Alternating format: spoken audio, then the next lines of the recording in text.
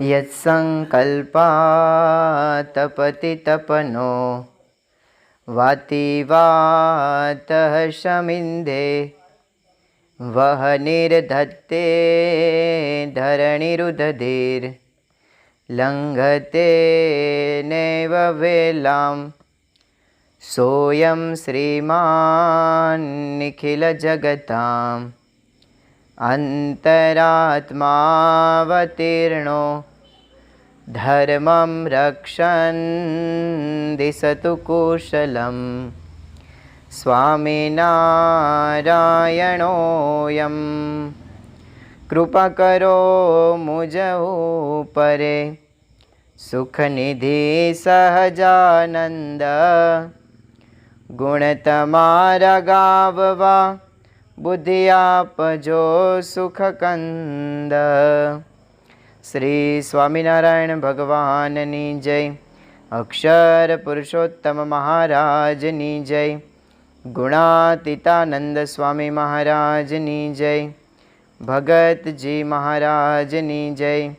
शास्त्री जी महाराजनी जय। योगी जी महाराजनी जय। प्रमुख स्वामी महाराजनी जय। गुरु हरि महंत स्वामी महाराजनी जय। सूरत अक्षरधाम महोत्सवनी कार्यकर सुवर्ण महोत्सवनी कार्यकर सुवर्ण महोत्सवनी। स्वामीनारायण हरे स्वामीनारायण हरे। वचनामृत वड़तालનું 9મું ભગવાનનું નિર્ગુણ સુખ કેમ જણાય તેનું। સ્વામિનારાયણ હરે સ્વામિનારાયણ હરે। સંવત 1882 પોષ સુદી અષ્ટમીને દિવસ સ્વામી શ્રી સહજાનંદજી મહારાજ શ્રી વડતાલ મધ્યે લક્ષ્મીનારાયણના મંદિરની આગળ મંચ ઉપર ગાદી તકિયા બિછાવીને વિરાજમાન હતા અને સર્વે શ્વેત વસ્ત્ર ધારણ કર્યા હતા ને પોતાના મુખારવિંદની આગળ મુનિ તથા દેશ દેશના હરિભક્તની સભા ભરાઈને બેઠી હતી। પછી શ્રીજી મહારાજે મુનિમંડળ સમસ્ત પ્રત્યે પ્રશ્ન પૂછ્યો જે રાજસી તામસી ને સાત્વિક એ 3 પ્રકારનું જે માયિક સુખ તે જેમ 3 અવસ્થાને વિશે જણાય છે તેમ નિર્ગુણ એવું જે ભગવાન સંબંધી સુખ તે કેમ જણાય છે। પછી એ પ્રશ્નનો ઉત્તર મુનિમંડળ સમસ્ત મળીને કરવા માંડ્યો પણ એનું સમાધાન થયું નહીં। પછી શ્રીજી મહારાજ બોલ્યા જે પૃથ્વી આદિક 4 ભૂત વિના એકલો જ આકાશ હોય અને જેટલા આકાશને વિશે તારા છે તેટલા ચંદ્रमा હોય અને તેનો જેવો પ્રકાશ થાય તેવો ચિદાકાશનો પ્રકાશ છે અને તે ચિદાકાશને મધ્યે સદાય ભગવાનની મૂર્તિ બિરાજમાન છે। તે મૂર્તિને વિશે જ્યારે સમાધિ થાય ત્યારે એક ક્ષણ માત્ર ભગવાનના સ્વરૂપમાં સ્થિતિ થઈ હોય તે ભજનના કરનારાને એમ જણાય છે હજારો વર્ષ પર્યંત મેં સમાધિને વિશે સુખ ભોગવ્યું। એવી રીતે ભગવાન સંબંધી જે નિર્ગુણ સુખ તે જણાય છે અને જે માયિક સુખ છે તે તો બહુકાળ ભોગવ્યું હોય તો પણ અંતે ક્ષણ જેવું જણાય છે। માટે ભગવાનના સ્વરૂપ સંબંધી જે નિર્ગુણ સુખ છે તે અખંડ અવિનાશી છે અને જે માયિક સુખ છે તે નાશવંત છે। ઇતિ વચનામૃતમ વડતાલનું 9મું થયું। જો વચનામૃત ગ્રંથની અંદર ભગવાન સ્વામિનારાયણ 4 પ્રકારના સુખની વાત કરે છે। એમાં પહેલું સુખ છે તામસી સુખ, બીજું સુખ છે રાજસી સુખ, ત્રીજું સુખ છે સાત્વિક સુખ અને ચોથું સુખ છે ને નિર્ગુણ સુખ। આપણે બધા જ સુખને આજે ક્રમબદ્ધ રીતે સમજતા જઈએ અને કેવા પ્રકારનું સુખ આપણે સૌએ લેવાનું છે। જે સુખ આપણા મોટા પુરુષો મહાન પુરુષોએ આ દુનિયામાં લીધું છે, જે સુખ ભગવાનનું સાક્ષાત સુખ કહેવાય એ સુખ સુધી આપણે સૌને પહોંચવું છે। અહીંયા બેઠેલાને આપણે પ્રશ્ન પૂછીએ કે આમાંથી સુખી કેટલાને થવું છે તો લગભગ બધાનો હાથ ઊંચો હોય। આમાંથી દુઃખી કેટલાને થવું છે કોઈનો હાથ ન હોય। કારણ કે આપણે દરેક ઈચ્છીએ છીએ કે ભાઈ મારે પણ બંગલા થાય, મારે પણ પૈસા આવે, મારે પણ ઘરની અંદર BMW ગાડી આવે, મારે પણ ઓડી ગાડી આવે। બધાને પૈસા જ જોઈએ છે, પૈસાવાળું જ થવું છે। બધાને જ સેન્ટ્રલ એસી ઘર જોઈએ છે। અત્યારે સેન્ટ્રલ એસીની જરૂર પડે ને, ગરમી કેવી છે, એસી હોય તો હિટાચીનું મજા આવે। એટલે આપણે બધા એસીનું સુખ લઈએ છીએ તો હવે એ સુખ તો ક્ષણિક છે પણ અંતરાત્મા ભડભડ બળતો હશે તો ગમે તેવું એસી ફૂલ ઉપર હશે ને 16 ઉપર હશે ને તોય અંદર ઊંઘ નહીં આવે। તો એના માટે આપણે શું કરવાનું? તો સાચું સુખ છે ને એ ભગવાનનું નિર્ગુણ સુખ છે. પરંતુ એ પહેલાં આપણે જે બધા સુખની અંદર રચ્યા પચ્યા રહીએ છીએ ને એ સુખને આપણે બરાબર સમજીએ. એમાં પહેલું સુખ છે તામસી સુખ. તો તામસી સુખ કોને કહેવાય? દાખલા તરીકે તમે તમારા છોકરાને ઘરની અંદર એવું કહો કે ચાલ બેટા આ રોટલો તમને કટકો આપ્યો છે, બટકો આપ્યો, અને એ બટકો તમારે બહાર જે કંઈ પણ કૂતરા હોય તો બિલાડા હોય તમે જેને રોજ ખવડાવતો એને ખવડાવી આપ. એટલે તમારો છોકરો એ હાથમાં રોટલો લઈને જાય ખરો, પણ શું કરે?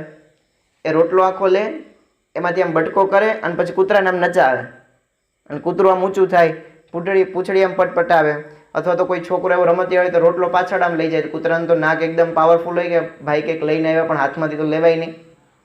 એટલે કૂતરાને આમ એવું કરે એટલે કૂતરો પૂંછડી પટપટાવે એટલે એમાં મજા આવે સામેવાળાને કે હા અને બરાબર લબડાવીએ પછી આપીએ. અને પછી શું કરીએ કે આમ કટકો લઈએ અને પછી આમ દૂર નાખીએ એટલે કૂતરો છે ને દોડીને ન્યા લેવા જાય. આમાં લગભગ બેઠા બધા આવે મજાક મસ્કરી નાનપણમાં પણ કરીએ છીએ. ભલે અમે કેટલા બધા ધોળાવાળવાળા બેઠા છે, બધાએ આ આનંદ તો લીધો જ હશે. અને પછી પેલી બાજુ ટુકડો નાખે એટલે પેલી બાજુ ત્યાંથી દોડીને લેવા માટે જાય અને આવી રીતે આનંદ લે છે.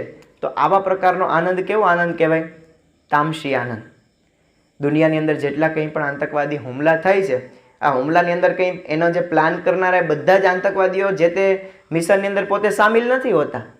દાખલા તરીકે વર્લ્ડ ટ્રેડ સેન્ટર ઉપર હુમલો થયો અને એ સમયે જેટલા કોઈ પણ આતંકવાદીએ પ્લેન દ્વારા આખું વર્લ્ડ ટ્રેડ સેન્ટર તોડ્યું તો બધા જ આતંકવાદીઓ પ્લેનમાં નહોતા. એ તો કોઈ જગ્યાએ એક જગ્યાએ બેસી અને આખા મિશનનો અંજામ આપ્યો હશે અને એ જગ્યાએ બેસીને આનંદ લેતા હશે કે હા બરાબર આપણે વર્લ્ડ ટ્રેડ સેન્ટર ઉપર હુમલો એ કર્યો. ગાંધીનગર અક્ષરધામની અંદર પણ જ્યારે હુમલો થયો, આતંકવાદી હુમલો થયો, લગભગ 30 વ્યક્તિઓ એની અંદર મૃત્યુ પામ્યા. એક સાધુ પણ આપણા ધામમાં ગયા, 70 વ્યક્તિઓ ઘાયલ થયા. તો આ વ્યક્તિઓ જ્યારે આતંકવાદીઓ આવ્યા ત્યારે તો 2 તો 3 આતંકવાદીઓ હતા, પણ એનું આખું મિશન જે બધું ક્લિયર કર્યું હશે કે કઈ જગ્યાએથી ઘૂસવું, કઈ જગ્યાએ અંધાધૂંધ ગોળી ફાયરિંગ કરવી, કઈ જગ્યાએ આતંક ફેલાવવો, કઈ જગ્યાએ ગુજરાતની અંદર દહેશત ફેલાવવી, એ બધા જે જગ્યાએ આનંદ એક જગ્યાએ બેસીને કોઈ ટીવી ન્યૂઝ ચેનલની અંદર અથવા તો એના જે કોઈ પણ પર્સનલ મીડિયાના જે કોઈ પણ સાધનો હોય એના દ્વારા લેતા હશે. તો બીજા વ્યક્તિને દુઃખી કરીને આપણે જે કંઈ પણ આનંદ લઈએ છીએ ને એ તામસી આનંદ છે. પણ જો આ તામસી આનંદની અંદર સામેવાળો વ્યક્તિ દુઃખી ચોક્કસ થાય, આપણે સુખી ન થઈએ.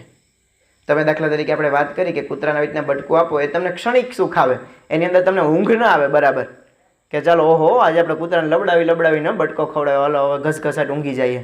એની અંદર કંઈ ઊંઘની ગેરંટી ન મળે, પણ સંતોષ હોય ને એમની અંદર ઊંઘની ગેરંટી મળે. આપણે આ બધી તામસી પ્રકારની જે બધી વૃત્તિઓની વાત કરીને મોટા પુરુષોના જીવનની અંદર છે ને આવા વિચારનો પ્રવેશ નિષેધ હોય છે. એના જીવનની અંદર આવો વિચાર જ ના આવે. પ્રમુખ સ્વામી મહારાજને એક વખતે એક પત્રકારે પૂછ્યો હતો કે સ્વામી તમને કયો વિચાર હંમેશા રહે છે? ત્યારે પ્રમુખ સ્વામી મહારાજે કહ્યું હતું કે એના કરતાં મને જે વિચાર ક્યારેય નથી આવ્યો એ કહું. ત્યારે પત્રકારે કીધું કે સ્વામી કહો. ત્યારે પ્રમુખ સ્વામી મહારાજ બોલ્યા કે મને ક્યારેય કોઈનું અહિત થાય ને એવો વિચાર નથી આવ્યો. વિચાર કરીએ, આપણે બાજુવાળાનું જ અહિત થાય ને એવો પહેલો વિચાર રહે છે. તો આ પ્રકારનો આનંદ છે ને આપણે સાચો સુખનો આનંદ છે ને આપણે લઈ નથી શકતા. 1983ની સાલની અંદર પ્રમુખ સ્વામી મહારાજ અમદાવાદની અંદર બિરાજમાન હતા અને એ સમયે એક અમિત ભગત નામના એક વ્યક્તિ આમ રસ્તાની અંદર સૂતા હતા. પ્રમુખ સ્વામી મહારાજનો જે જગ્યાએ ઉતારો હતો ત્યાં, એટલે પ્રમુખ સ્વામી મહારાજનો જે જગ્યાએ ઉતારો હતો ત્યાં આ વ્યક્તિ આમ સૂતા હતા. એટલે પ્રમુખ સ્વામી મહારાજ જેવા સીધો પ્રવેશ કર્યો અને પ્રમુખ સ્વામી મહારાજ પ્રવેશ્યા એટલે પેલા વ્યક્તિ ત્યાં સૂતાલા. એટલે પૂછવામાં આવ્યું કે સ્વામી આમાં ભગત શું કરો છો? એમ પ્રમુખ સ્વામી મહારાજે પ્રશ્ન પૂછ્યો. ત્યારે પેલા ભગત કહે કે સ્વામી આડો પડ્યો છું. એટલે હકીકતે તો આવું જ કહેવાય ને, આપણે તમે આમ લાંબો વાહો કરતા હોય તમે શું કે બસ જો આડો પડ્યો. આપણે પણ ગામડામાં આ જ શબ્દ વાપરીએ. તો પેલા ભગતે પણ એવું જ કીધું કે સ્વામી બસ જો આડો પડ્યો. પણ જો પ્રમુખ સ્વામી મહારાજની હૃદય ભાવના કેટલી વિશાળ હશે, કેટલો આમ ક્ષણિક એના હૃદયની અંદર કેવો વિચાર રમતો હશે. પ્રમુખ સ્વામી મહારાજ તરત જ આમ એકદમ ક્ષણના પણ વિલંબ વગર બોલ્યા કે ભગત જીવનમાં ક્યારેય પણ કોઈને આડા પડવાનો વિચાર ન કરવો. આપણે આખી જિંદગી કોકને ને કોકને હંમેશા આડા પડવાનો જ વિચાર કરીએ. આપણા ગામની અંદર અથવા તો આપણા સમાજની અંદર એક ખૂબ મોટી ખોટી માન્યતા પ્રવર્તે છે કે આપણા સગાવાલા કોઈ પણ જગ્યાએ કોઈ પણ પ્રકારનું કાર્ય કરતા હોય, દાખલા તરીકે કોઈ રસનો ચીચુડો કર્યો હોય ગામની અંદર અને એનો રસનો ચીચુડો એકદમ જોરદાર ધમધમાટ હાલતો હોય એવા સમયે આપણને છે ને મનમાં બળગ ઉપડે કે મારો વાલો આ કેમ આગળ વધી જાય, મારી હારે સરખો ધંધો કરનારો, મારી ભેગો રહેનારો બેસનારો, એનો ધંધો કેમ હાલે? અને પછી આપણે શું કરે, એની સામે જ બીજો રસનો ચીચુડો ખોલે. એટલે બેયના ના હાલે. શા માટે ના હાલે? કારણ કે બે સગા કાકા બાપાના જ ભાઈઓ થતા હોય. અને પછી સામે રસનો ચીચુડો ખોલે એટલે પછી શું થાય, ત્રીજો વ્યક્તિ આવે વિચારે કે ભાઈ આને ત્યાં જશું ને તો ઓલો દેખી જાય ને તો આને દુઃખ થશે, અને આને ત્યાં જશું ને તો ઓલો દેખી જશે તો એને દુઃખ થશે, હાલો ત્રીજે. એટલે આને કહેવાય કે બે વ્યક્તિઓમાં ત્રીજો વ્યક્તિ ફાવી ગયો. આવી જ રીતે નકર દાખલા તરીકે આવું કોઈનો ધંધો સારો ચાલતો હોય તો આપણે શું કહેવાય કે ભાઈ સારું, એનું ભગવાન સારું કરે, એને સારો ધંધો ચાલે છે, રસનો ચીચુડાનો દુકાન કરી છે, લોકોને મીઠું મીઠું ખાય. તો પેલા જો તીખું ખાધેલું હોય ને તો મીઠું ખાવાનો આનંદ જુદો આવે. તો તમે સામે ફાસ્ટફૂડની લારી કરો, ફાસ્ટફૂડની દુકાન કરો, પણ આપણે એ વિચાર નથી આવતો. આપણે વિચાર એવો જ આવે કે એને કેમ કરી નીચે પાડવું. આ બધા ધંધાની અંદર તમે ખેતી કામ કરતા હોય તો ખેતી કામની અંદર, દાખલા તરીકે દવાની એગ્રોની દુકાન કરી હોય તો એગ્રોની દુકાનની અંદર બાજુમાં જ નાખે, અને પાછા સગાવાલા જ હોય. એટલે આ બહુ સમજવા જેવી વાત છે. આ પ્રકારના બધા જ સુખને કેવા સુખ કહેવાય? તામસી સુખ કહેવાય. આની અંદર આપણે કોઈ પણ પ્રકારનો આનંદ અંતર ઠરતું નથી. અને એ છતાં પણ આવું, હવે દાખલા તરીકે કોઈ વ્યક્તિ, સામેવાળી વ્યક્તિ કામે છે, ભગવાન એને આપે છે, તો એ વ્યક્તિ એનું મહેનતનું ફળ ખાય છે. તો આપણે એમાં શા માટે બળગ ઉપડવી જોઈએ ભાઈ? કોઈ વ્યક્તિના ઘરમાં ફ્રીજ આવે તો ધુમાડા આપણા ઘરમાં શું કામ નીકળે? આપણે અત્યારે તકલીફ આની જ છે, આપણા બાજુવાળો આગળ વધે ને એની જ તકલીફ છે. એક વખતે એ ભગવાન શંકરજીને કોઈ ભગવાને ભક્તે પ્રાર્થના કરી, ભગવાન આશુતોષ કહેવાય, જલ્દી રીઝી જાય શંકર ભગવાન, અને શંકર ભગવાનને પ્રાર્થના કરી, ભગવાનને એના ઉપર રાજી થયા, અને ભગવાને કીધું કે ભાઈ હું તમને વરદાન આપું છું. તો કે શું વરદાન આપો? તો કે તમે જે માગો તે વરદાન આપવા માટે હું તૈયાર છું. અને પછી ભગવાનને કીધું કે ભગવાન તમે મને ગમે એવું માગી છે વરદાન આપો? તો કે હા, પણ મારી એક શરત છે. ભગવાન કહે કે શું શરત છે? તો કે હું તને જેટલું આપીશ ને એના કરતાં તારા બાજુવાળાને ડબલ મળશે. તો લોકો કે સાલું તપ મેં કર્યો, હું એટલા દિવસ ભૂખો રહ્યો, મેં એટલા દિવસ ઉપવાસ કર્યા, મેં માળા જાપ કર્યો, મેં પ્રાર્થના કરી, અને પુણ્ય મારા બાજુવાળાને ડબલ? આવું પોસાતું હશે? એટલે વિચાર થયો કે મારે 7 માળની હવેલી હું માગું તો બાજુવાળાને ડબલ ના પોસાય. હું એક BMW ગાડી માગું, બાજુવાળાને 2 BMW ના પોસાય. મારે 50 વીઘા જમીન માગું, બાજુવાળાને 100 વીઘા ન પોસાય. એટલે કીધું કે ભગવાન તમારું વરદાન છે ને થોડું કોમ્પ્લિકેટેડ છે, એટલે એક કામ કરો, મને આશીર્વાદ આપો કે તમે કાલે મને વરદાન આપવા માટે આવજો, હું એક દિવસનો સમય જોઈએ. જો ભગવાન છે ને ઘણી વખતે પ્રસન્ન થાય ને આપણા ઉપર, પ્રસન્ન થાય એટલે શું, તમારા છોકરા લાઈનસર હોય, એટલે કહેવાય ને કે ઘરના ઘર હોય, ફળિયામાં નળ હોય, છોકરા લાઈનસર હોય, એના જેવું સુખ શું હોય બીજું આ દુનિયામાં? તો આવી રીતે આપણે જે સુખ પ્રાપ્ત થાય છે ને એની અંદર આપણે ભગવાનનું સુખ દેખાતું જ નથી કે અમને ભગવાને લાઈનસર બધી વસ્તુ આપી છે, છોકરાઓ લાઈનસર છે, ઘરમાં કમાઈએ છીએ, ખાઈએ પીએ મોજ કરીએ ને એને ત્યારે ઊંઘ આવી જાય છે, ગમે ત્યારે સૂઈએ. આના જેવું સુખ શું હોય બીજું? પણ આપણે વધારે ને વધારે હજી કરીએ છીએ ને એમાં રામજી ને ઘનશ્યામજી કંઈ સેટ જ નથી થતા. કેમ કે આપણે ક્યાંય સંતોષ નામનું કંઈ આવરણ જ નથી આવતું આપણા જીવનની અંદર. એટલે ભગવાન ઘણી વખતે પ્રસન્ન થાય ને ત્યારે આપણે માગતા આવડવું જોઈએ. પેલો પ્રસંગ અધૂરો છે પણ હું ત્યાંથી અધૂરો મૂકીને બીજો પ્રસંગ કહું છું. એક વખતે એક ગામની અંદર બહુ ગરીબ પરિવાર રહેતો હતો. આ પરિવાર ગરીબ પરિવાર હતો, એટલો બધો ગરીબ કે ખાવાની અંદર પણ ફાફા, પણ ભગવાનની ભક્તિ એકદમ હૃદયથી કરે. એના ઉપર ભગવાન પ્રસન્ન થયા કે આ મારો વાલો ભગત એટલો બધો ગરીબ છે, ચાલો આને કંઈક આપણે સુખી કરી દઈએ. ભગવાન પ્રસન્ન થયા. ભગવાને કીધું કે વરદાન માગો બેટા. પતિ પત્ની અને છોકરો ત્રણેય હતા હાજરમાં.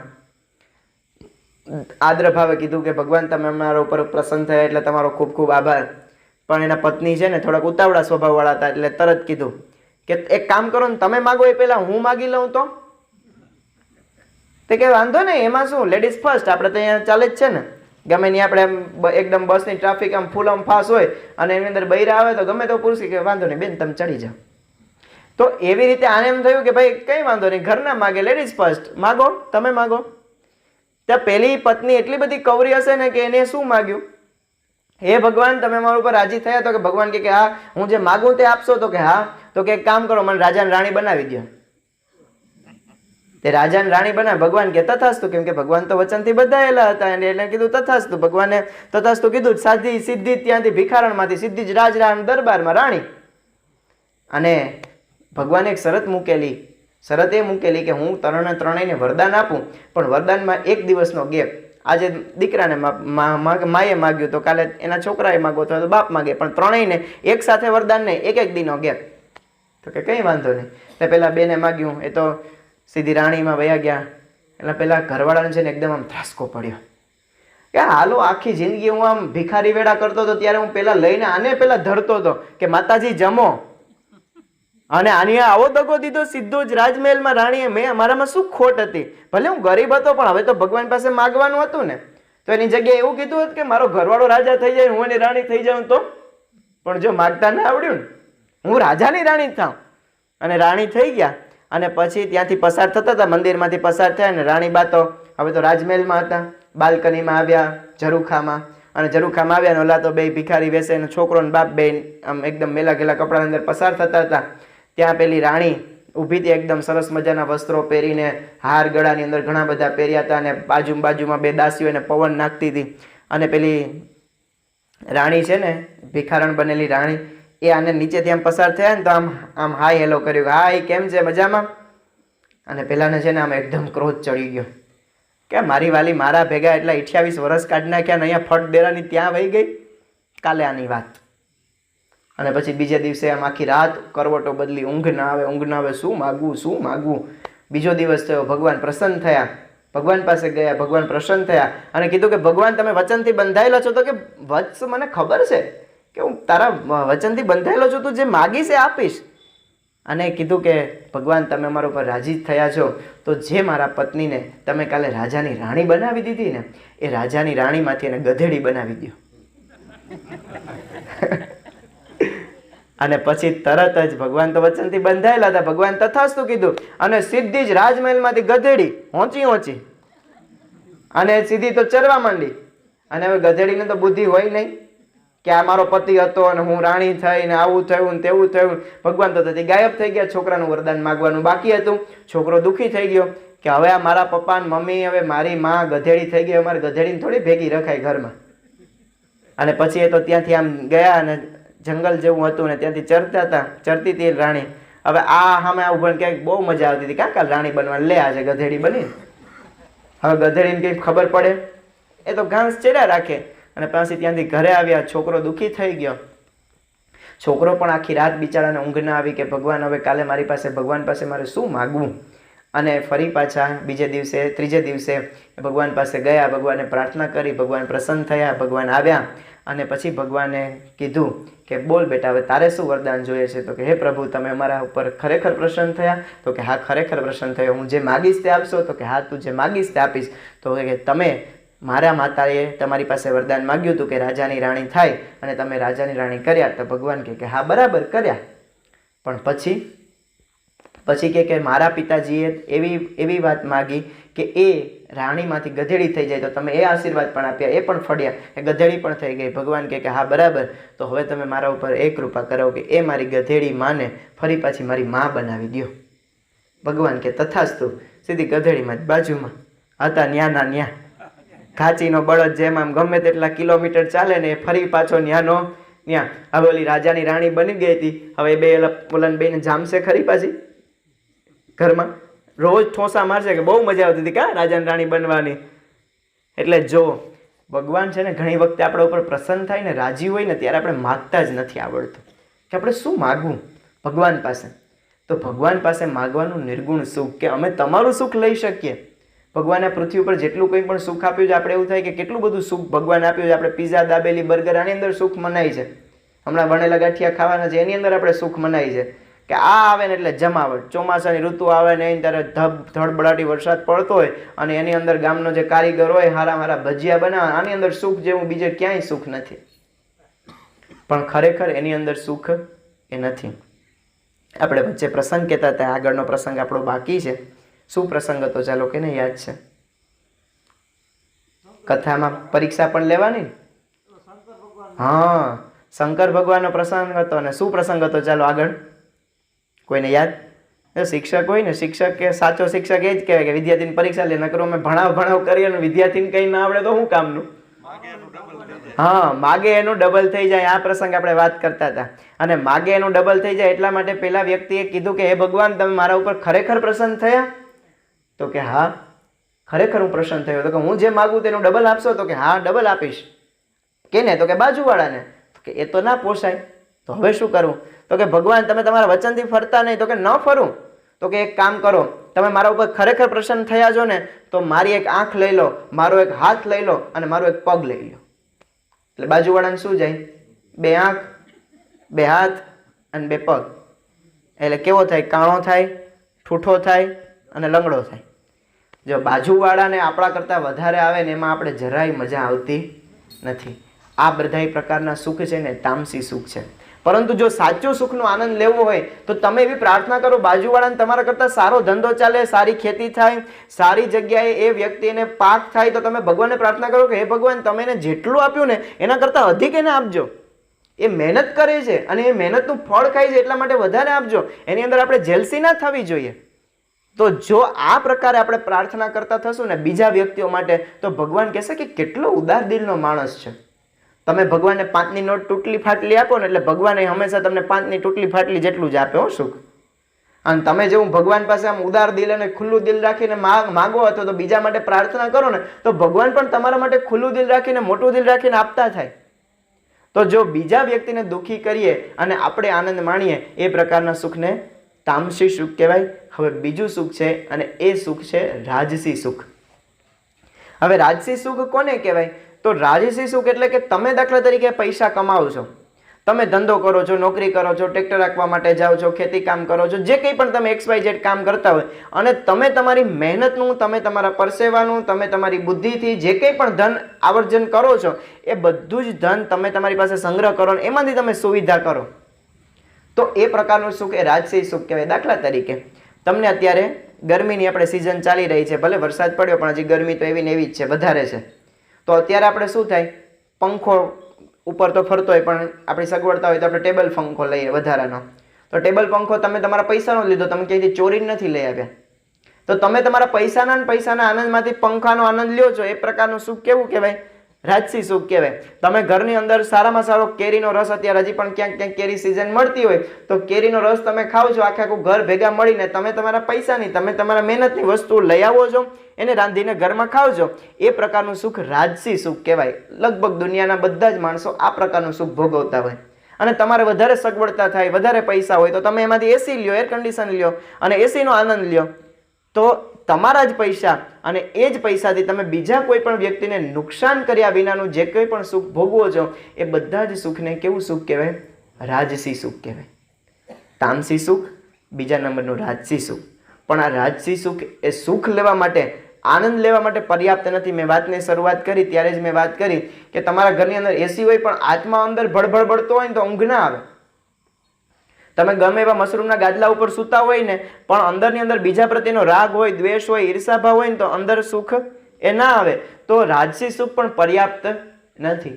અને રાજસી સુખથી આગળનું એક સુખ છે અને એ સુખ છે સાત્વિક સુખ. સાત્વિક સુખ એટલે કેવું?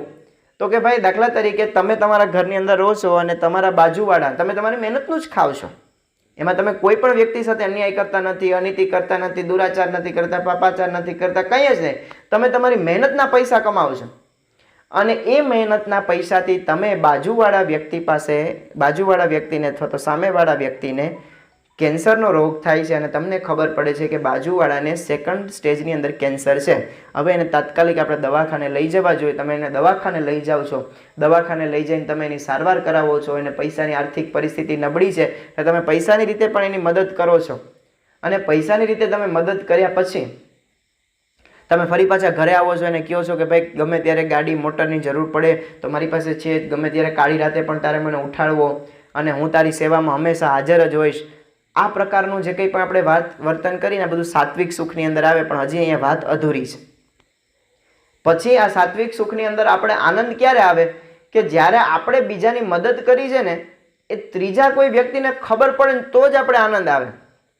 દાખલા તરીકે કોઈ વ્યક્તિ એક જગ્યાએથી બીજી જગ્યાએ પદયાત્રા કરીને જાય છે કોઈ બીજા મંદિરે, તો એમાં તમારા સગાવાલા એમ તમને કહે ને કે ખરેખર ભાઈ આ ભાઈની ભક્તિ એટલે ભક્તિઓ 50 કિલોમીટરની યાત્રા કાપીને પદયાત્રા કરીને આવ્યો. તમે ગમે એટલી યાત્રા કરીને તમને થાક ઉતરી જશે, બોલો, કેમ કે વખાણ થયા, મજા આવી. અને એની જગ્યાએ તમને કોઈ પૂછે નહીં, ભાવે ન પૂછે. ગામની અંદર જે જગ્યાએ તમારે જવાનું હોય માનતા પૂરી કરવા માટે ત્યાં જવાનું હોય, એક વ્યક્તિનો ફોન ના આવે. અને ત્યાં તમે ગામની અંદર કોઈ વ્યક્તિને એમ કહો કે હું તો ભાઈ 50 કિલોમીટરની પદયાત્રા કરીને આ ગામની અંદર દર્શન કરવા માટે આવ્યો છું, અને ગામની અંદર કોઈ વ્યક્તિ તમને સામે મળે ને એની તમે સામે આવી વાત કરો, તો સામેવાળા વ્યક્તિ એવું કહે કે હા એ તો બરાબર, અહીંયા તો ઘણા બધા આવે, તો તમને આનંદ આવે?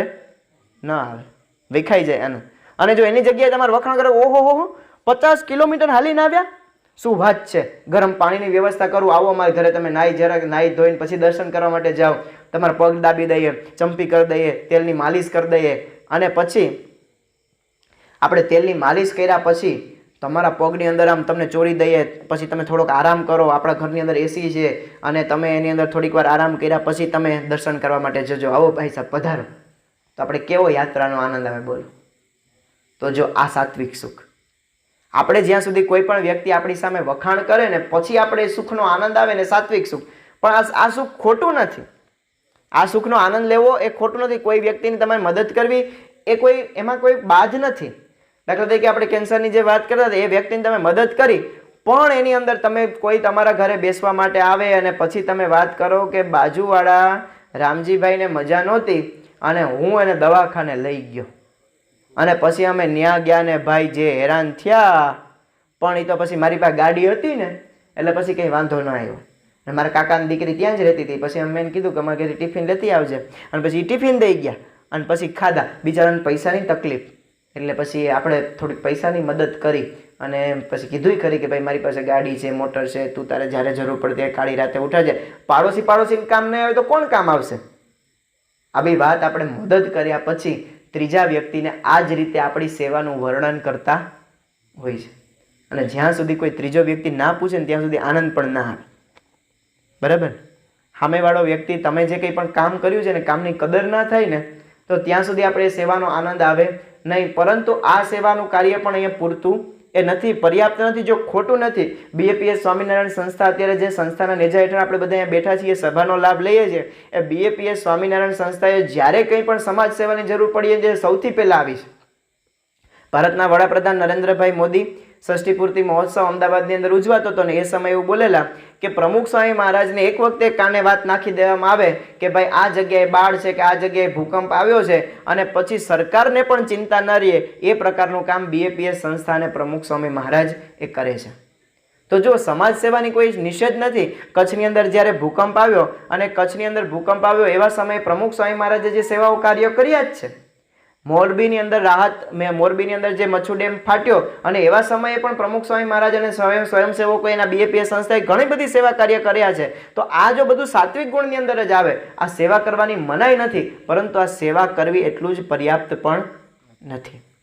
આ ભગવાનનું સુખ ના કહી શકાય, આ સાત્વિક સુખ કહેવાય, સમાજ સેવાનું સુખ કહેવાય. હવે એમની અંદર પણ પ્રમુખ સ્વામી મહારાજે જે સેવા કાર્યો કર્યા ને એની અંદર આપણે થોડા ડિટેલની અંદર જઈએ કે કયા પ્રકારની સેવા કરી છે. દાખલા તરીકે 1987ની સાલની અંદર જ્યારે દુકાળ પડ્યો અને આપણો રોજીવાડા ગામ છે, એ બધા રોજીવાડા ગામના કેટલા બધા હરિભક્તો, અહીંયા ભાણવડના આપણા કેટલા બધા હરિભક્તો, આપણા સહી દેવળિયાની અંદર પણ સુખડીનું વિતરણ થતું, છાસનું વિતરણ કરવામાં આવતું 1987માં સંસ્થા દ્વારા. અને પછી આ બધા આપણા ગામના બળદો એને બધા સંસ્થાએ સાચવ્યા હતા. તો જુદી જુદી જગ્યાએ આવી રીતના કેટલ કેમ્પ ખોલીને પ્રમુખ સ્વામી મહારાજે ખાલી ઢોરને નથી સાચવ્યા, ખેડૂતોને પણ સાચવ્યા છે. અને ખેડૂતોને ત્યાં જમવાનું આપવામાં આવતું, સાથે સાથે ખેડૂતોને અક્ષર જ્ઞાન આપવામાં આવતું, એટલે કે ખેડૂતો પોતે સહી કરતા થાય, બસનો બોર્ડ વાંચતા થાય. જુઓ આ બધી વસ્તુ જે કંઈ પણ છે ને સેવા કાર્યની અંદર આવે, પણ સેવા કાર્યની અંદર ત્યારે શું પ્રાધાન્ય હતું? ઢોરને સાચવવા. પણ પ્રમુખ સ્વામી મહારાજે ઢોરની હારવાર માણસોને પણ સાચવ્યા. અને એ પણ કેવી રીતે સાચવ્યા? પ્રમુખ સ્વામી મહારાજે રોજ બંને ટાઈમ ભોજન આપતા, સાંજે સભા થાય, સભાની અંદર વ્યસન મુક્તિની વાત થાય, વ્યસન મુક્તિની વાત થાય, સાથે સાથે એને અભ્યાસ કરાવવામાં આવે, બોર્ડ વાંચતા થાય, સિગ્નેચર પોતે કરતા થાય, થોડું ઘણું વાંચન એમને આવડે. તો જો આ પ્રકારની સેવા પ્રમુખ સ્વામી મહારાજે કરી છે. મચ્છુ ડેમ જ્યારે તૂટ્યો અને એવા સમયે પ્રમુખ સ્વામી મહારાજે જે સેવા કાર્યો કર્યા છે ને, આપણે બધાને આશ્ચર્ય થાય કે આટલી હદ સુધી કોઈ સંત વિચારી શકે. જ્યારે મચ્છુ ડેમ તૂટ્યો ત્યારે બધી જ જગ્યાએ કંઈ અત્યારે જેમ વોટ્સઅપનો જમાનો હતો ત્યારે એટલો બધો કંઈ વોટ્સઅપનો જમાનો હતો સોશિયલ મીડિયાનો, એટલે કંઈ વાત ઝડપથી ફેલાઈ જાય. પ્રમુખ સ્વામી મહારાજે આકાશવાણી રેડિયો પરથી એનાઉન્સમેન્ટ કર્યું કે અમારી BAPS સ્વામિનારાયણ સંસ્થાના જેટલા કોઈ પણ સ્વયંસેવકો હોય એ અત્યારે મોરબી ભેગા થજો, અને મોરબીની અંદર આ પ્રકારની રાહત થઈ છે તો એની અંદર આપણે બધાએ રાહત કાર્યની અંદર બધાએ જોડાવાનું છે. અને બધા જ સ્વયંસેવકો BAPS સંસ્થાના તમામ સ્વયંસેવકો ત્યાં પહોંચી ગયેલા. અને એવા સમયે જે બધાએ સેવા કાર્ય કર્યું ને, ઘણી વખતે જો કચ્છની અંદર જ્યારે ભૂકંપ થયો ને એ સમયે કાટમાળ કાઢવાનો હતો, પણ ત્યારે બધું આમ કોરું હતું, પણ અહીંયા તો છે ને પાણી ઘરની અંદર ઘૂસી ગયેલા. પછી પાણીના નીર ઓસરે પણ પાણીની સાથે સાથે પેલો ગાળ પણ આવે, એટલે આખા મકાનોની અંદર ગાર માટી એ ઘૂસી ગયેલી. હવે ખાલી ગાર માટી આવે તો એની સાથે સાથે એવું કંઈ ન હોય કે ચોખ્ખો ગારો જ આવે, કેમ કે ત્યાં તો કોઈ ફિલ્ટર લઈને બેઠું ના હોય. તો ઘણી વખતે એવા પણ દ્રશ્યો તમે જૂના મચ્છુ ડેમના વિડીયો તમે જુઓ ને તો તમને ખ્યાલ આવે કે આમ થાંભલાનો તાર હોય ને, થાંભલાના તાર ઉપર આમ ભેંસ લટકતી હોય, એનું હાડ પિંજર માંસ પિંજર લટકતું, એટલા ત્યાં સુધી છે વરસાદના પાણી એ પહોંચી ગયેલા. હવે એની અંદર મૃતદેહો પણ ઘરની અંદર ઘણી જગ્યાએ પડેલા. હવે આ મૃતદેહો કેની અંદર હતા? કાદવની અંદર. હવે કાદવની અંદર મૃતદેહ એ કાઢવાના તો કેટલા બધા સડી ગયા હોય, કેટલી બધી વાસ આવે, કેટલું બધું આમ તમને મગજની અંદર પેલું થાય. હવે એની સાથે સાથે કંઈક ખીલા હોય, કાંટા હોય, કાચ હોય, આ બધું જ છે ને પગની અંદર લાગતું. હવે અત્યારે દાખલા તરીકે ચોમાસાની સિઝન આપણે શરૂ થઈ, કાદવની અંદર તમારો પગ ખૂતી જાય, અથવા તો એકદમ બરાબરનો કાદવ હોય ને, એકદમ લીસો કાદવ હોય, એની અંદર તમારો પગ ગર્યો તો પછી તમારે ચંપલનું બલિદાન જ આપી દેવાનું રહે. ત્યાં ચંપલ કાઢીને બારોબાર નીકળી જવાની. હવે ચંપલની વાહે તમે જાઓ તો તમે જ ગરતા જાઓ અંદર. તો હવે એવા સમય ત્યાં તો ચંપલ પહેરાવી જ પરિસ્થિતિ નથી, કેમ કે ગોઠણે ગારો હોય, ઘણી વખત તો કળ સુધી ગારો પહોંચી જાય, કાદવ પહોંચી જાય. તો એવા સમયે સેવા કઈ રીતે કરવી? પ્રમુખ સ્વામી મહારાજને કહેવામાં આવ્યું કે સ્વામી બહુ સેવા કરવી અઘરી છે. હવે આવી જગ્યાએ આપણે બધા હોય ને તો આપણે બધા શું નિર્ણય લઈએ કે સાચી વાત છે, સેવા કરવી અશક્ય છે, આ બધું પ્રશાસનનું કામ છે, હાલો ઠેલા ભરો અને ઘર ભેગા થાવ. થાય ને? સાચી જ વાત હતી. એમાં કાદવ કીચડની અંદર જવાય એવું જ નહોતું. ચંપલ પહેરેવા નતા, પગમાં ખીલી ખૂતી જાય, પગની અંદર કાદવની અંદર કાચ ખૂતી જાય. હવે એની અંદર તમારે કઈ રીતે મૃતદેહ તમે કાઢવા જાઓ? અને ખરેખર આપણું કામ હતું? એ તો સરકારનું કામ હતું કાઢવાનું, કાટમાળ કાઢવાનું. પણ પ્રમુખ સ્વામી મહારાજે કહ્યું કે અત્યારે આપણા માટે આ સેવા એ જ ભગવાનની ભક્તિ છે અને આપણે બધાએ આ સેવા કરવાની છે. પ્રમુખ સ્વામી મહારાજે સંતોએ બધાએ આઈડિયો આપ્યો કે આપણે એક કામ કરીએ, પગની અંદર ચંપલ તો નથી પહેરાતા, પણ પગની અંદર પહેલા કંતાન વીંટીએ અને કંતાનની ઉપર પાટો વીંટીએ, અને પાટો વીંટી અને એકદમ બરાબર જાડું બરાબર થાય તો એની અંદર કોઈ પણ પ્રકારનો કાંટો કે કોઈ પણ પ્રકારના કાચ છે એ વાગવાની શક્યતા બહુ ઓછી થઈ જાય. એટલે આવી રીતે મોટા પગની અંદર પાટા અને કંતાન વીંટી અને પછી પણ સેવા કરાવવામાં આવી. આ BAPS સંસ્થાએ સેવા કાર્યનો ક્યારેય નિષેધ કર્યો નથી. વિશ્વની અંદર એવી સંસ્થા હશે એકમાત્ર કે જ્યાં વિદ્યાર્થીઓને પણ શિષ્યવૃત્તિ આપવામાં આવે છે. 162 સેવાકીય પ્રવૃત્તિ BAPS સ્વામિનારાયણ સંસ્થા કરે છે, તો એની અંદર ક્યાંય સેવાનો નિષેધ નથી. કચ્છની અંદર જ્યારે ભૂકંપ આવ્યો ને એ સમયે કેશુભાઈ પટેલ મુખ્યમંત્રી હતા.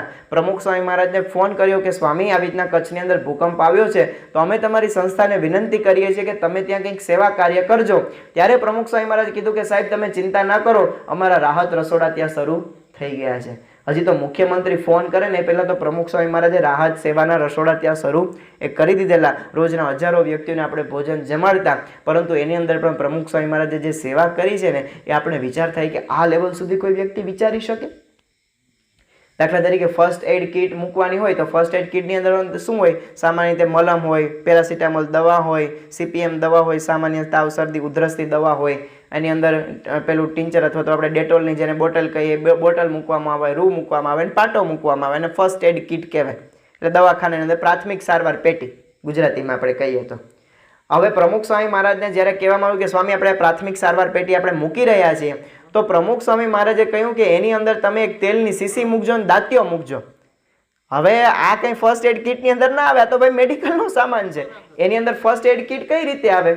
અને ત્યારે પ્રમુખ સ્વામી મહારાજે કહ્યું કે આની અંદર જો તમે તેલની શીશી અને જો દાંતીઓ મૂકવામાં આવે ને તો સામેવાળા વ્યક્તિને છે ને નાહવાનો કોઈને અવસર પ્રાપ્ત થતો નથી. ત્યાં પાણીની બહુ ખેંચ છે, અને પાણીની ખેંચ છે એટલા માટે થઈ અને તમે જો આ વ્યક્તિને દાંતીઓ આપશો અને તેલની શીશી આપશો ને તો કાઠિયાવાડની અંદર બધા લોકોને રોજ માથામાં તેલ નાખવા માટે જોઈએ, અને તેલ નાખે અને વાળ ઓરાવે ને તો એ લોકોને ફ્રેશનેસ જેવું લાગે. એટલે તમે એક એક દાંતિયાઓ અને એક એક તેલની શીશી ફર્સ્ટ એડ કિટની અંદર મૂકજો. જો આ સેવા કરી છે પ્રમુખ સ્વામી મહારાજે થોડો સમય થયો અને નેલ કટર મોકલ્યા. અને બધાને થયું કે નેલ કટર સ્વામી શા માટે? તો કે જે કોઈ પણ લોકો ઘરની બારોબાર બેઠા છે એ બધાના નખ વધી ગયા હશે તો એ લોકોને ખાવાનું ફાવે નહીં. 2-4 દિવસ થયા તો પ્રમુખ સ્વામી મહારાજે જહાજ ભરીને પેલા ચંપલ મોકલ્યા. તો બધાને વિચાર થયો કે ચંપલ શા માટે મોકલ્યા પ્રમુખ સ્વામી મહારાજે? ત્યારે ખબર પડી કે પ્રમુખ સ્વામી મહારાજે કહ્યું કે જેટલા લોકો ભૂકંપની અંદર બહાર દોડીને ભાગ્યા છે, થોડા ચંપલ પહેરીને ભાગ્યા છે, ચંપલ જ નહીં હોય કોઈ લોકોના પગની અંદર, તો જુઓ આવી રીતે પ્રમુખ સ્વામી મહારાજે સેવા કાર્યો કર્યા છે. પણ આ સેવા કાર્યો એ પર્યાપ્ત નથી. સેવા કાર્યનો નિષેધ નથી પણ પર્યાપ્ત પણ નથી. જ્યારે કોઈ વ્યક્તિ આપણા વખાણ ન કરે ને તો આપણે આ સેવાનો બધો જ આનંદ છે ને ઉતરી જાય. પણ સાચું સુખ કયું છે? એ છે ભગવાનનું નિર્ગુણ સુખ.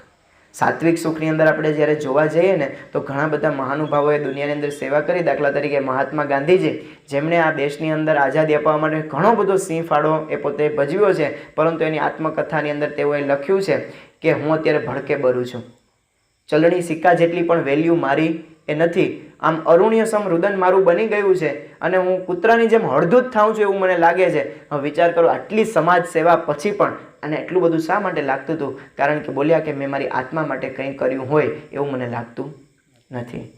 સ્વામી વિવેકાનંદ પોતે માનવ સેવાની અંદર એટલું બધું માનતા. દરિદ્રી નારાયણ એમને શબ્દ આપેલો અને એ પોતાની શિષ્યા મેરી રસેલને છેલ્લો પત્ર લખે છે કે હું મારા ગુરુ રામકૃષ્ણ પરમહંસે મને કહ્યું હતું કે તું મહાકાળીની ઉપાસના કરજે અને ઉપાસના કરતાં કરતાં તું લોકોની સેવા કરજે. પણ હું મારા ગુરુના માર્ગે ન ચાલ્યો અને મેં મારું ડાપણ ચલાવ્યું અને એ ડાપણની અંદર મેં ભગવાનને સાઇડલાઇન કરી અને મેં ખાલી માનવ સેવા કરી. અને એ માનવ સેવાની અંદર હું જ્યારે લોકોને લોહીનું ટીપું આપવા માટે તૈયાર થયો તો લોકોએ મને માંસનો લોચો માગ્યો અને માંસનો લોચો હું લોકોને આપવા માટે તૈયાર થયો તો કોઈ લોકોએ મારું અંગ માગ્યું. એટલે કહેતા કે તમે લોકોને કોઈ પણ પ્રકારની સેવા કરીને સેટિસ્ફાઈ ન કરી શકો, પણ જો સાથે ભગવાનનું બળ હશે ને તો ગમે તેવા સુખની અંદર આપણે આનંદ આનંદ ને આનંદ એ લઈ શકશું. અને એવું પ્રકારનું સુખ એટલે નિર્ગુણ સુખ, જેની વાત અહીંયા વચનામૃતની અંદર કરવામાં આવી છે કે ભગવાનના સુખની આગળ બીજા કોઈ પણ સુખ એ ક્યારેય પણ આવે નહીં. ભગવાનનું સુખ એટલે શું? જે સુખ પ્રમુખ સ્વામી મહારાજ લે છે, જે સુખ મહંત સ્વામી મહારાજ લે છે, આ બધા સુખ એ નિર્ગુણ સુખ કહેવાય, જેને ગમે તેવી પરિસ્થિતિની અંદર હંમેશા આનંદ આનંદ અને આનંદ જ રહેતો હતો. પ્રમુખ સ્વામી મહારાજ વિદેશની ધર્મયાત્રાએ પધારેલા અને એક સમયે કોઈ હરિભક્તના ઘરે પ્રમુખ સ્વામી મહારાજનો ઉતારો હતો અને પ્રમુખ સ્વામી મહારાજને કોઈ હરિભક્તે કીધું કે સ્વામી આ રૂમ બહુ સાંકડો છે. પ્રમુખ સ્વામી મહારાજ કહે કે હા, સાંકડો રૂમ હોય તો સારું, વીજળીની બચત થાય. તો જો સાંકડા રૂમની અંદર એને મજા આવતી હતી, આનંદ આવતો હતો. થોડા દિવસો થયા પ્રમુખ સ્વામી મહારાજના બીજા ઘરે ઉતારો હતો અને એ હરિભક્તનું ઘર ખૂબ વિશાળ હતું, મોટું હતું, હોલ મોટો હતો. અને કોઈ વ્યક્તિએ કીધું કે સ્વામી અહીંયા હોલ બહુ મોટો છે. પ્રમુખ સ્વામી મહારાજ કહે કે હા, મોટો હોય હોલ હોય તો સારું, વધારે હરિભક્તો સમાઈ શકે. જુઓ, દરેકની અંદર સવડો દ્રષ્ટિકોણ, દરેક પરિસ્થિતિની અંદર પ્રમુખ સ્વામી મહારાજને હંમેશા સવડો વિચાર એ રહેતો અને દરેક વસ્તુની અંદર પ્રમુખ સ્વામી મહારાજ એ આનંદ લેતા હતા. અને એ સુખ છે ને એ ભગવાનનું નિર્ગુણ સુખ છે. હવે આ બધા જે કંઈ પણ આપણે સુખ જેને સમજ્યા ને એક ઉદાહરણ દ્વારા આપણે સમજવાનો પ્રયત્ન કરીએ. એક વ્યક્તિ છે ને રસ્તા ઉપર આમ પસાર થતો હતો. વ્યક્તિને પાસે કોઈ પણ ખિસ્સાની અંદર પૈસા નહોતા અને એ વ્યક્તિએ છે ને આમ કેરીનો સરસ મજાનો ઢગલો જોયો અને કેરીનો ઢગલો જોતાની સાથે જ એને થયું કે મારે આ કેરી ખાવી છે પણ મારી પાસે પૈસા તો નથી, તો હવે શું કરવાનું? અને એ વ્યક્તિએ તરત જ ત્યાં ગયો કેરીવાળા પાસે અને કેરીવાળાને વાતચીતમાં વાતોમાં ઉલઝાવ્યો અને 3-4 કેરી પોતાની થેલીની અંદર સરકાવી લીધી. અને આ કેરી લઈ અને હરખાતો આનંદ કરતો વાહ ઓલાને છેતરી લીધો, વાહ ઓલાને છેતરી લીધો. આમાં જ આપણે મજા આવે, કોકને બાટલીમાં પૂરીને બૂચ મારવાની. અને પછી પેલા વ્યક્તિ પાસેથી એમ ત્યાંથી ગયો, ઘરે ગયો અને ફ્રીજની અંદર એના ઘરનાને કીધું કે ભાઈ કેરી સરસ મજાની ધોઈ નાખ અને ફ્રીજની અંદર મૂકી દે, અત્યારે આપણે આરામ જમી લઈએ, આરામ કરી લઈએ અને 4 વાગે આપણે કેરી સુધારીને ખાશું. અને એવી જ રીતે થયું. પેલા વ્યક્તિ સૂઈ ગયા, 4 વાગે ઉઠ્યા, સરસ મજાની કેરીની ચીરીઓ કરી અને કેરી ખાધી. એ વ્યક્તિને મજા આવી હશે? આવી જશે, કેમ કે કેરી ખાધી, ઠંડી કેરી હતી. પણ આ પ્રકારનો આનંદ છે ને તામસી આનંદ કહેવાય. બીજાને શું કર્યા? છેતર્યા. બીજાને શું કર્યા? દુઃખી કર્યા અને પોતે આનંદ માણ્યો. આ પ્રકારનો આનંદ કેવો આનંદ કહેવાય? તામસી આનંદ. આવી જ રીતે બીજો એક વ્યક્તિ રસ્તામાંથી પસાર થતો હતો. એ વ્યક્તિએ પણ કેરીનો સરસ મજાનો ઢગલો જોયો અને ઢગલો જોયા પછી વિચાર આવ્યો કે ભાઈ મારે પણ આ કેરી ખાવી છે. અને આ કેરી ખાવા માટે હવે મારે શું કરવું જોઈએ, મારી પાસે પૈસા પણ છે. ત્યાં ગયો, પેલા વ્યક્તિએ કીધું ભાઈ સારામાં સારી ક્વોલિટીની કેરી હોય મને 2 કિલો જોખી દે, 1 કિલોના 130 રૂપિયા, 2 કિલોના 260 રૂપિયા થાય, અને 2 કિલો કેરી તું મને આપી દે. 260 રૂપિયા વ્યક્તિ આપ્યા, થેલીની અંદર નાખી ઘરે આવ્યા. પત્નીને કીધું કે આલે આ કેરી છે સાફ કરી નાખજે, ફ્રીજમાં બરાબર મૂકી દેજે, આપણે 4 વાગે ઉઠીને ખાશું. પેલા કે કંઈ વાંધો નહીં, અને ફ્રીજની અંદર મૂકી દીધી. 4 વાગે ઉઠ્યા, કેરીના ચીરિયા કર્યા અને બંને પતિ પત્નીએ કેરી ખાધી. આની અંદર પણ એ વ્યક્તિને આનંદ આવ્યો. પણ આ પ્રકારનું સુખ છે ને એને કેવું સુખ કહેવાય? રાજસી સુખ. તમારી મહેનતનું છે, તમે ખાઓ છો, એને કેવા પ્રકારનું સુખ કહેવાય? રાજસી સુખ. ત્રીજા વ્યક્તિ ત્યાંથી પસાર થયા અને ત્રીજા વ્યક્તિ એનો પણ ધ્યાન કેરીના ઢગલા ઉપર પડ્યું, અને કેરીના ઢગલા ઉપર પડ્યું અને ત્રીજી વ્યક્તિ કે મારે પણ આ કેરી ખાવી છે, કેરી બહુ સરસ છે. અને કેરીવાળા પાસે ગયા કે કેરીવાળા ભાઈ મને સરસ મજાની કેરી આપ. અને કેરીવાળા ભાઈએ કેરી આપી અને કીધું કે શું 1 કિલોનો ભાવ? તો કે 130 રૂપિયા. વાંધો નહીં, મને 2 કિલો કેરી આપ. 260 રૂપિયા આપ્યા અને એ પણ ત્યાંથી થેલીમાં નાખીને કેરી ઘરે લઈ આવ્યા. પત્નીને કીધું કાલે સાફ કરીને ફ્રીજમાં મૂકી દે, આપણે 4 વાગે ઉઠશું અને ખાશું. અને સરસ મજાના 4 વાગે ઉઠ્યા, સરસ મજાની કેરીની ચીરીઓ કરી ડીશની અંદર રાખી અને તરત જ કોઈ દરવાજો ખખડાવ્યો. અને દરવાજો ખખડાવ્યો તો કોઈ ભિખારી હતો, અને ભિખારી હતો તો એને આમ દરવાજો ખોલ્યો કે સાહેબ કંઈક ખાવાનું હોય તો આપો ને. તરત જ વિચાર આવ્યો કે મારી પાસે તો કેરી છે, આ વ્યક્તિ પાસે કેરી નથી, તો હું આ વ્યક્તિને કેરી આપી દઉં તો.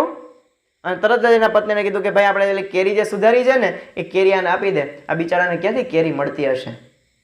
અને એ વ્યક્તિને કેરી આપી અને એ વ્યક્તિ ત્યાંથી પસાર થયો. સામેવાળા કોઈ એક બેને દરવાજો ખોલ્યો અને તરત જ આ વ્યક્તિએ કીધું કે મેં જો પેલા ભિખારીને કેરી આપી હમણાં, બિચારાને એને તો કેરી ક્યાંય જોઈ ન હોય. અત્યારે તો આવી સિઝન કેરીની હાલે છે ને આપણે બધા કેરી ખાય ને એ કેરી ન ખાય તો કેવું લાગે.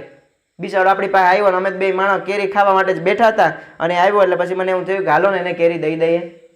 તો સામેવાળા વ્યક્તિ કહે કે બહુ સારું કર્યું, સારી વાત છે, સારું થયું કેરી એને તમે દીધી. તો જો આ પ્રકારનો આનંદ ખોટો નથી, સાત્વિક આનંદ કહેવાય. તમે બીજા વ્યક્તિની મદદ કરી, પણ આ આનંદ પર્યાપ્ત આનંદ નથી. ચોથી વ્યક્તિ ત્યાંથી પસાર થઈ, કેરીનો ઢગલો જોયો, કેરીવાળા પાસે ગયા કે કીધું કેરીવાળા ભાઈ મને કેરી આપો, અને કેરી લીધી, બેગની અંદર નાખી, 2 કિલો કેરી લીધી, 130 રૂપિયા લેખે 2 કિલોના 260 રૂપિયા પણ આપ્યા. અને પછી કે હવે આ કેરી ઘરે જઈને ખાઈશ. અને એના પત્નીને કીધું કાલે આ કેરી છે એ તું મૂકી દે. અને પછી એ કેરીવાળો જે ભાઈ હતો એને પછી કીધું કે ભાઈ હવે કેરી તો ખાવી છે. તો 4 વાગ્યાના પત્નીએ ચીરિયા કર્યા અને જેવા ચીરિયા કરીને બેઠા હતા અને તરત જ આમ રસ્તા ઉપરથી કોઈ વ્યક્તિ પસાર થતો તો એ જોયો. હવે આ વ્યક્તિ ભિખારી એનો દરવાજો ખોલ્યો નથી, ખખડાવ્યો પણ નથી, અને એમ છતાં પણ એ વ્યક્તિએ ઊભા થઈને કીધું કે એ ભાઈ ઊભા રહ્યો, મારે તમને એક વસ્તુ આપવી છે. અને એમ કહીને એના પત્ની પાસેથી જે કંઈ પણ પેલી કેરી સુધારેલી હતી એ કેરી સુધારી અને સીધે સીધી એને આપી દીધી અને કીધું કે લ્યો આ કેરીનો આનંદ તમે માણો. અને વ્યક્તિ તરત જ દરવાજો બંધ કરીને ઘરની અંદર આવી ગયા. એ વ્યક્તિ ભૂલી ગયા કે મેં આ પ્રકારની સેવા એ કરી છે. જો આ પ્રકારનું સુખ છે ને નિર્ગુણ સુખ છે. જ્યારે કોઈ પણ વ્યક્તિ આપણે સમાજ સેવા કરતા હોય, સારામાં સારું કાર્ય કરતા હોય અને એવા સમયે કોઈ આપણા વખાણ ન કરે ને ત્યારે આપણે સેવાનો બધો જ કેફ ઉતરી જાય. એ કેફ ન ઉતરે ને એ પ્રકારનું સુખ એટલે કયું સુખ કહેવાય? નિર્ગુણ સુખ, ભગવાનનું સુખ. અને એ સુખ પ્રમુખ સ્વામી મહારાજે જિંદગી આખી ભોગવ્યું છે. આપણે આશ્ચર્ય થાય કે જ્યારે કચ્છ ભુજની અંદર ભૂકંપ થયો અને ભૂકંપનો પ્રસંગ આપણે હમણાં જાણ્યો કે કેવા પ્રકારની પ્રમુખ સ્વામી મહારાજે સેવા કરી. આ સેવા કાર્ય કરતા 2 સંતો એનો ટ્રકની અંદર એક જગ્યાએથી બીજી જગ્યાએ વસ્તુ લઈ જતા હતા અને એ સમય દરમિયાન 2 સંતોનો અકસ્માત થયો અને એમની અંદર એક સંતને બરાબરની ગંભીર એટલી બધી ઈજા થઈ, એકદમ તડફડિયા મારતા હતા. ત્યાં સ્થાનિક દવાખાનું હતું, એ દવાખાનાની અંદર લઈ જવામાં આવ્યા અને દવાખાનાના જે કંઈ પણ બધા ડોક્ટરો હતા ને એ આખી ડોક્ટરની મેડિકલ ટીમ છે ને આપણા મંદિરની અંદર જ પ્રસાદ લેતી હતી, રોજે રોજ 3 ટાઈમ. અને આ મેડિકલ ટીમ પાસે લઈ જવામાં આવ્યા અને પેલા સંત છે એકદમ તડફડિયા મારતા હતા. આપણે ડોક્ટરને વિનંતી કરી કે તમે જરાક ફટાફટ આ દર્દીને તપાસો. તો કે શું થયું છે? તો કે આવી રીતે એક ટ્રકનો અકસ્માત થયો છે અને અકસ્માતની અંદર આ વ્યક્તિ ગંભીર ઈજાગ્રસ્ત થયા છે.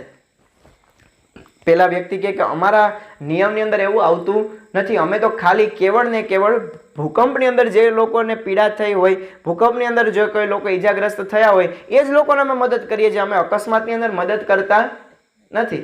હવે આવા જ્યારે સંજોગો થાય, આ બધા ઇમરજન્સી સંજોગો કહેવાય, આવું જ્યારે થાય ને ત્યારે નિયમોને નેવે મૂકવા પડે.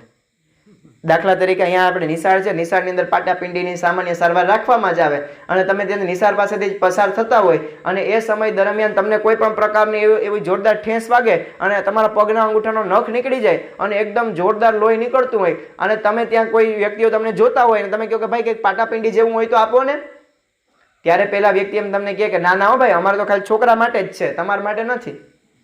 તો તમને શું થાય? બે ગાલમાં ચડાવવાનું મન થાય ને કે જો ને ભાઈ નખ કપાઈ ગયું છે, તેને ભાઈ કોણ હિસાબ માગવાનો છે કે છોકરાને દેવાનું છે, કોને દેવાનું છે? અને સામાન્ય રીતે આપણે આવું કરતા પણ ના હોઈએ.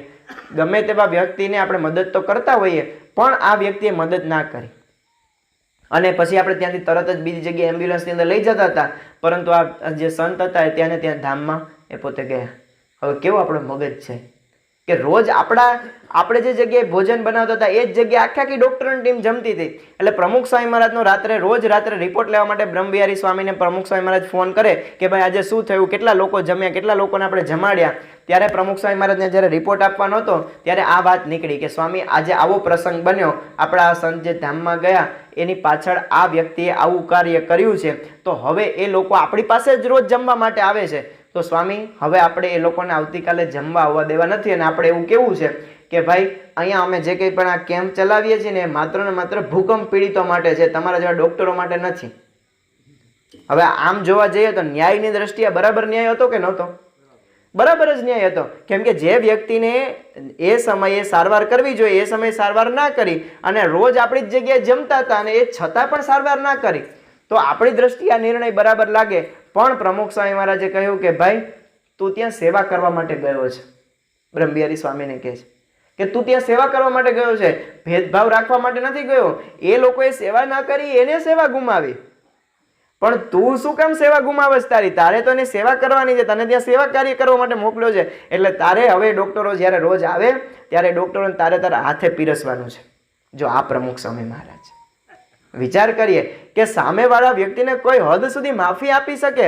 2001ની અંદર જ્યારે કચ્છ આપણે ગાંધીનગર અક્ષરધામની અંદર હુમલો થયો, આતંકવાદી હુમલો, એ સમયે પ્રમુખ સ્વામી મહારાજે જે આતંકવાદીઓ મૃત્યુ પામ્યા એના સદગતિ માટે પણ પ્રાર્થના કરી છે કે આ લોકોને પણ ભવિષ્યમાં ફરી પાછો જ્યારે જન્મ ધારણ કરે ત્યાં આવો વિચાર ન આવે. જ્યાં પોતાના સંતો, પોતાના હરિભક્તો, 30 હરિભક્તો જ્યાં ધામમાં ગયા છે, દર્શનાર્થીઓ ધામમાં ગયા છે, એ બધી જગ્યાએ તો પ્રમુખ સ્વામી મહારાજ ગયા અને પ્રાર્થના કરી, પણ એ જ પ્રમુખ સ્વામી મહારાજ જે જગ્યાએ આતંકવાદીઓ મર્યા હતા એ જગ્યાએ પણ પ્રાર્થના કરવા માટે ગયા. તો જો આ નિર્ગુણ સુખ, આ પ્રમુખ સ્વામી મહારાજ આવું સુખ લઈ શકે? આપણા અમારા સંસ્થાની અંદર જે સદગુરુ સંતો છે, આ સદગુરુ સંતો આ પ્રકારનું સુખ લે છે કે ઉપકાર કર્યા પછી ભૂલી જ જવાનું.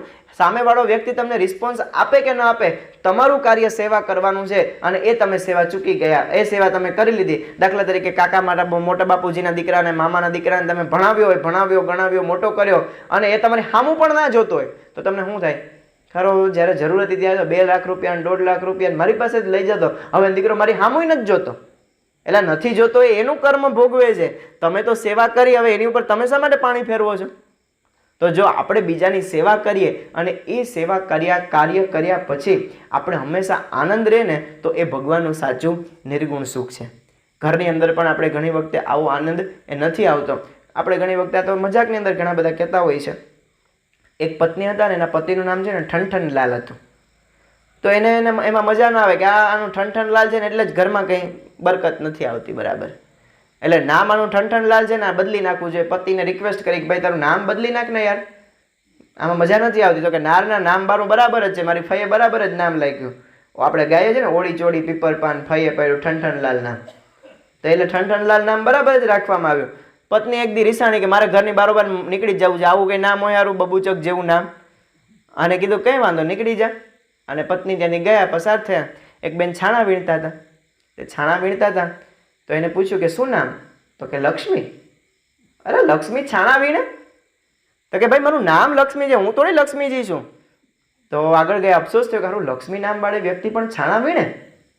આગળ થોડાક ગયા, એક આમ કંઈક મંદિર જેવું આવતું, પગથિયા ઉપર એક ભિખારી બેઠો હતો. અને ભિખારી બેઠો હતો, એને 2 રૂપિયાનો સિક્કો બેન પાસે હતો અને પટાકરો નાખ્યો, કણિંગ દેવાનો અવાજ આવ્યો પાત્રની અંદર. અને પછી પૂછ્યું કે શું ભાઈ તારું નામ? તો કે ધનપાલ. એટલે નામ ભિખારી અને તારું નામ ધનપાલ, આવું કેમ શક્ય બને? તો કે એલા ભાઈ મારું નામ ધનપાલ છે, હું થોડો ધનપાલ છું. અને ત્યાંથી એ વ્યક્તિ આગળ એ પોતે ચાલ્યા આગળ ચાલતા ચાલતા એક વ્યક્તિની નનામી સામે મળી અને નનામી સામે મળી કે પૂછ્યું કે કોણ ઓફ થઈ ગયું? તો કે અમૃતલાલ. એટલે નામ અમૃતનો ઓફ કે ના થાય? ધામમાં કેમ જાય? અમૃત નામ હતું તો ધામમાં ના જવું જોઈએ. અને આ બેનને છે ને આમ વિચાર આવ્યો અને પાછા પોતે ઘરે આવ્યા. અને ઘરે આવ્યા અને પેલા ભાઈ પૂછ્યું કે કેમ તમે પાછા આવતા રિસાઈને ગયા હતા? તો કે છાણા વીણતી લક્ષ્મી દીઠી, છાણા વીણતી લક્ષ્મી દીઠી, ભિખારી તો ધનપાલ. છાણા વીણતી લક્ષ્મી દીઠી, ભિખારણ તો ધનપાલ. મળતો મેં તો અમૃત જોયો, એના કરતા ઠીક છે મારો ઠનઠનલાલ. ઘરની અંદર જ છે ને સુખ છે, પણ આપણે છે ને સુખ લેતા આવડતું નથી. હવે ઘરની અંદર તમને એવું થાય કે ઘરની અંદર ભાઈ શું સુખ છે, એ તો તમે અમારા ઘરની અંદર આવો ને તો ખબર પડે. પણ જો સુખ છે ને, પ્રમુખ સ્વામી મહારાજ જેમ બધી જ વસ્તુની અંદર સુખ શોધી શકતા, એમ આપણે પણ ઘરની અંદર સુખ શોધી શકીએ. દાખલા તરીકે પતિ અને પત્નીને અથવા તો સાસુ અને વહુના ઝઘડાઓ શેમાંથી થાય છે? પૂછ્યા વિનાનું કામ કરે ને એમાંથી જ. સામાન્ય બાબત છે કે ઘરની અંદર ભીંડાનું શાક હોય અને ભીંડાનું એક જ શાક બનાવવાનું હોય, ફરજિયાત એક જ શાક છે તો શાક શેનું બનવાનું છે? ઘરમાં ભીંડાનું જ બનવાનું છે. પત્ની એની રીતે વહુને સાસુને પૂછ્યા વિનાનું શાક નાખી દે, ભીંડાનું શાક, તો સ્વાભાવિક રીતે ભીંડાના શાકની અંદર કોઈ પણ પ્રકારની મિસ્ટેક હોય ને એટલે એની ફરિયાદ થવાની જ છે. પણ એની જગ્યાએ જો સાસુ એમ કહે અથવા વહુ એવું કહે કે સાસુમાં ઘરની અંદર આજે આપણે શેનું શાક બનાવવું છે? તો સાસુમાં પ્રેમથી પૂછે કે શું છે શાકમાં વહુ બેટા? તો કે બા ભીંડા છે. વાંધો નહીં, મારો દીકરો બનાવી નાખ ભીંડાનું. અને ભીંડાનું શાક બનાવી નાખે અને કદાચ ભીંડાના શાકની અંદર મીઠું ભૂલાઈ ગયું હોય અને મીઠું ભૂલાઈ ગયું હોય અને પછી તમારા પતિદેવ આવે જમવા માટે બેસે અને પછી કહે કે આમાં મીઠું ઓછું છે, નાખ્યું કે તારામાં નથી નાખ્યું? પછી ત્યારે સાસુમાં તમારે શું કહે? ભાઈ છાણોમાનો ખાઈ લે ને 2 ચમચી માથેથી નાખીને, હું તને એમાં વાંધો છે મીઠું નાખીને? તો બિચારી ક્યારેક ભૂલી જાય. પણ જો આવો જવાબ ક્યારે આવ્યો? તમે સાસુને પૂછ્યું ને તો. પૂછ્યા વિનાનું કર્યું ને એટલે કે તારી માએ નાખતા જ ભૂલી ગઈ તારામાં, પણ ત્યાંથી જ વાતની શરૂઆત થાય. તો વિચાર કરીએ કે જો ઘરની અંદર જ સુખ છે પણ દ્રષ્ટિકોણ બદલો. તો જો આ પ્રકારનું સુખ આપણા ઘરની અંદર પણ લઈ ના શકીએ? નાની અમથી વસ્તુ થાય, દાખલા તરીકે તપેલીની અંદર કંઈ વસ્તુ રાખેલી હોય અને તપેલી અંદર વસ્તુ મહેમાન આવવાના હોય, દાખલા તરીકે તમે દૂધપાક બનાવ્યો ને તમારા છોકરાથી ઢોળાઈ જાય, તો આપણે શું કે એલા આંધળો છે? એ દેખે જ છે પણ એનાથી ભૂલથી ઢોળાઈ ગયું છે. હવે તમે એટલા બધા ગરમ મગજથી એને ખીજાવ ને એટલે સામે મહેમાન પણ આવ્યા ને એ પણ બિચારા ફફડે કે હારું હવે જમવું છે કે શું છે? આમાં ઘરનું વાતાવરણ એકદમ ગરમીમય થઈ જાય. રકાબી તૂટી હોય અને રકાબી તૂટી હોય એની અંદર પણ આપણે એકદમ સામેવાળા વ્યક્તિ ઉપર છે ને ગરમ થઈ જાય. ભાઈ રકાબી તૂટે, 10 રૂપિયાની વસ્તુ છે, બીજી આવશે. એક વખતે એક સાસુ અને વહુ બંને રસોડાની અંદર કામ કરતા હતા અને પછી અહીંયા બાજુમાં એના બારોબાર એના પતિદેવ અને એનો છોકરો બે બેઠા હતા અને પછી કંઈક રસોડામાંથી પડવાનો ભણીંગ દેરાનો અવાજ આવ્યો એટલે કાચની બરણી તૂટી હોય એવું. અને થોડીક વાર થઈ તો એના પતિ પેલા છોકરાના બાપુજી કહે કે બેટા જરાક અંદર જા તો ખરી, તાર મમ્મીથી કંઈક પડ્યું લાગે છે. તો કે ના ના બાપુજી, મમ્મીથી નથી પડ્યું, બાથી જ પડ્યું છે. એટલે તું મારી બાજુમાં જ બેઠો ને રસોડું તને દેખાતું નથી, અંદર કેમ કંઈ અવાજ આવ્યો, તને કેમ ખબર પડી કે બાથી પડ્યું? તો કે જો મારી મમ્મીથી પડ્યું હોત ને તો બાના કચકચનો અવાજ આવતો હોત. કે તારા હાથમાં કંઈ છે કે નહીં? જીવ છે કે નહીં તારા હાથમાંથી? પડદાનો પડી ગયો, કંઈ અવાજ નથી, વાતાવરણ શાંત છે, ચોક્કસ બાથી જ ભૂલ થઈ હોય. દરેક સાસુમાએ યાદ રાખવું જોઈએ કે હું પણ એક સમયે કોઈની વહુ હતી. આ દરેક સાસુ પદે પહોંચે ને એટલે ભૂલી જ જાય છે. પદ એવું છે ને આમ ગાદી સાસુની બોસગીરી આવી જ જાય.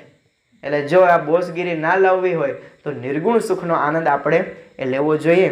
તો આજે ભગવાનના શ્રી ચરણોમાં ખાસ પ્રાર્થના કરીએ કે આપણે તામસી પ્રકારનું સુખ નહીં, રાજસી પ્રકારનું સુખ નહીં, આપણે સાત્વિક પ્રકારનું સુખ નહીં, પરંતુ નિર્ગુણ સુખ કહેતા કે ભગવાનનું સાક્ષાત સુખ આપણે સૌએ લેવું છે અને એવું સુખ આપણે બધા લઈ શકીએ એવી બળબુદ્ધિ શક્તિ ભગવાન સૌને આપે એ પ્રાર્થના. શ્રી સ્વામિનારાયણ ભગવાનની